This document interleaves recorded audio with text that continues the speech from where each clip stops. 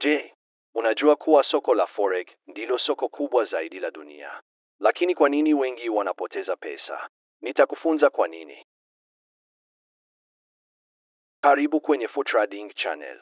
Mimi nipo hapa kukuvusha kutoka kwenye kubahatisha kuelekea kwenye maamuzi sahihi ya kibiashara ya Forex kwa kutumia uchambuzi makini.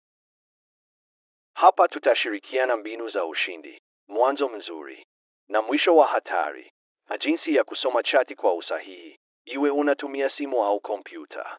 Lengo ni moja tu, sisi sote. Forex ni biashara, ndugu yangu, na wala sio kamari.